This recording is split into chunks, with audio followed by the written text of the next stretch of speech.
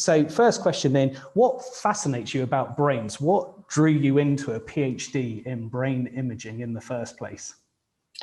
Well, the thing that I can say about myself growing up is that I knew I was a scientist from a fairly early age. From probably my early teens, I started to kind of love maths and science homework. I always did that first, and I got fairly stressed about the humanities subjects. And I knew that I was a scientist at that point. And I decided as a teenager that I wanted to do a PhD in something. I didn't really know what. I think I was drawn towards the biological sciences. And after studying biochemistry, actually, some of my undergraduate friends were doing their third year project using MRI, and I was fascinated by this technique that allows you to look inside the human body without cutting into it, and that's why it's really enabled us to really grow in our understanding of people.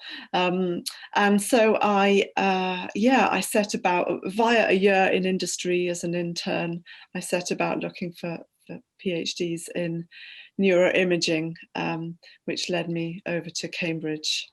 Terrific. And you were studying biochemistry in Bristol. I think from the dates, I realised we were in the same city, different universities. I was at UWE, not as clever as you, at the same time.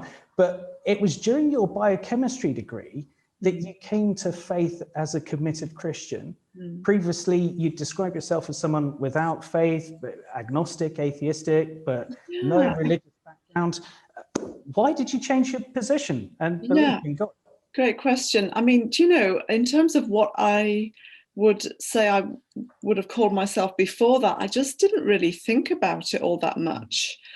And yet at the same time, I absorbed the material that was given to me. So I always looked up to my A-level biology teacher, and she recommended that I read this book called The Selfish Gene. And this was in the 1980s. And, you know, this book had just come out hot off the press, and I was reading about how I was a material being, and that was it, essentially. Obviously, lots of really elegant writing in there, but essentially saying that, you know, the purpose of a human being is their genetic material, and its transmission to the next generation. And I absorbed that without really necessarily thinking about it. I just assumed that was the way life was. And so I arrived at Bristol, I guess, an agnostic. And I was invited to something called Guerrilla Christian in my very first week during Freshers Week. And this was an evening in my hall of residence where there were 4 Christians in a row, and you could ask them anything you want. So I went along to this, and about halfway through the evening, I put my hand up and asked the question about science and God. Surely you can't be a scientist and believe in God at the same time.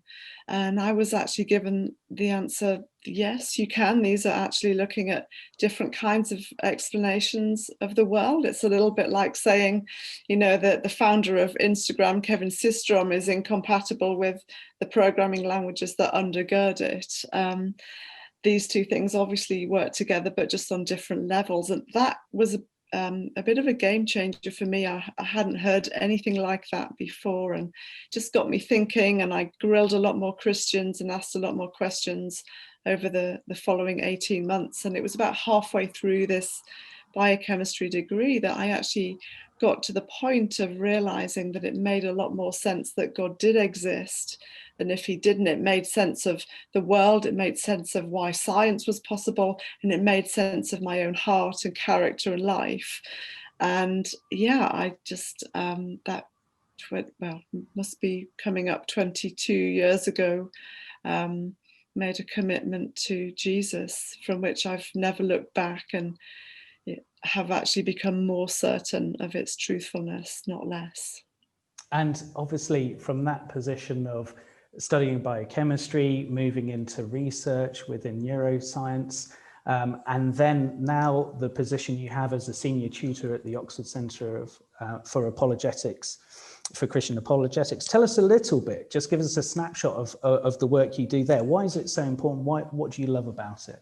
Yeah, so there was a definite moment when I sort of moved into the area of this what's known as apologetics, um, and basically what that means is kind of giving reasons. There's a verse in the New Testament that says, "Always be ready to give an answer to anyone who asks you for the reason for the hope that you have, but do this with gentleness and respect." And the word for answer is apologia.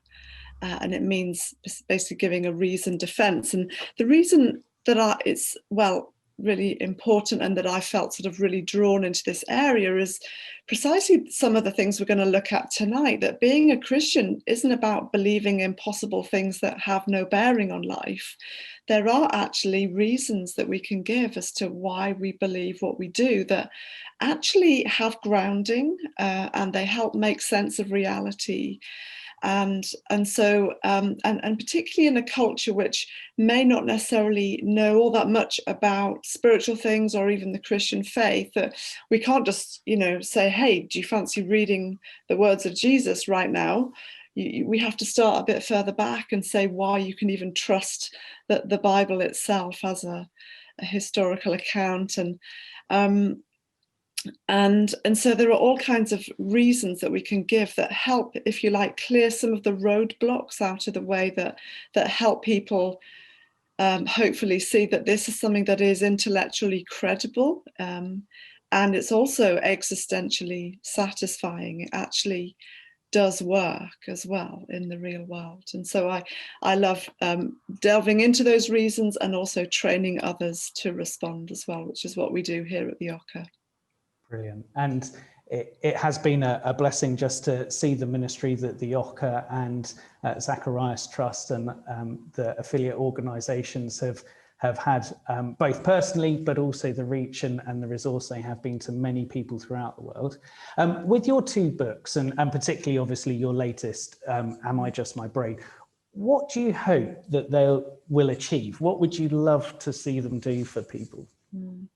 So I have tried to write books that don't presume any Christian knowledge and are written to people who may not necessarily believe in God, may never have set foot in a church before, and to try and give, again, reasons why we still believe in God. For example, in my first book, in the face of all the suffering that we see in the world, some might say this is the hardest question of all and the biggest barrier to faith. And so I've tried to write to the person outside of Christian things to try and help explain why it actually makes sense and what God might have to say to a hurting person.